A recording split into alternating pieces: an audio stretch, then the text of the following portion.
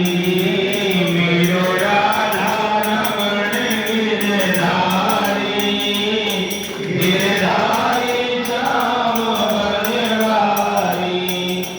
मेरो राधा रमण गिरधारी, गिरधारी श्याम बनवारी, गिरधारी श्याम बनवारी, गिरधारी श्याम बनवारी। दिल्लू भैया है ने एक बहुत छोटी सी एक कथा सुनाऊंगा।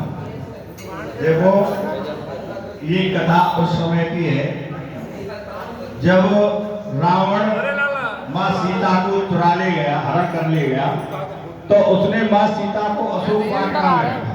सुंदर आ रहे हैं। अशोक वाटिका में अशोक के पेड़ का ये महात्म बताते हैं कि स्त्रियों के 50% रोग अशोक के पेड़ की पत्तियों, छाल से और उसके पुष्प और फल से बनते हैं।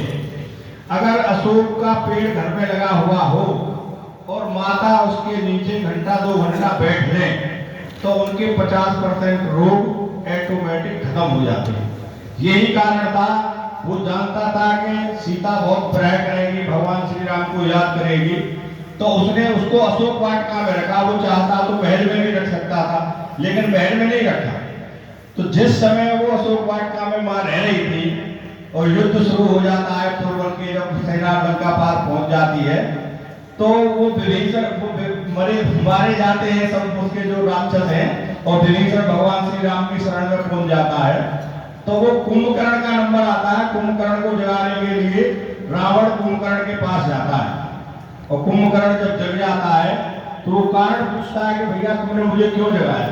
तो उन्होंने कारण बताया कि ऐसी ऐसी बात है भाई, मैं वन से राम जी की जो पत्नी है सीता, उनका हरण कर लाया हूं, और दोनों भाई होने राम और लक्ष्मण ने वानरों को लेकर हमारी लंका पर चढ़ाई कर दी है, और तुम तो सोते हो, 6 महीना सोते हो, 1 दिन जागते हो, आपको तो पता नहीं है। तुम्हें ये भी नहीं पता नहीं है कि हमारे तो बहुत सारे सूरमा मारे गए, और जो है मेरा बेटा जो मेघनाद है वो भी मारा गया। ये बताते हैं कि रावण के 1 लाख पुत्र और 1.25 लाख नाती थे, और उसने कहा लगभग सबसे मारे गए, और अब आपका वो है कि आपको जाकर युद्ध करना पड़ेगा।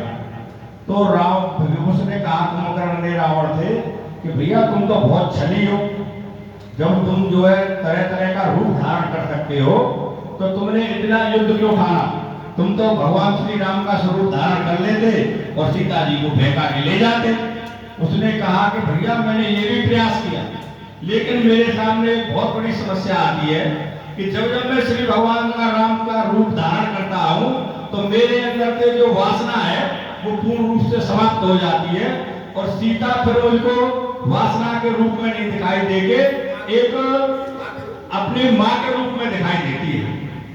तो उसने कहा कुंभकर्ण ने कि जिसके खाली स्वरूप को धारण करने मात्र से वासना और सब पाप नष्ट हो जाते हैं, तुम ऐसे आदमी से बैर ले रहे हो, तो मैं समझ रहा हूं अब मेरा भी काल निकट है, वरना मैं अंतिम सलाह दे रहा हूं आपको कि आप मां सीता को भगवान श्री राम की शरण में भेज दीजिए और तुम निष्कलंक होकर अपना शासन करिए, फिर तुम्हें कोई खतरा नहीं रहेगा।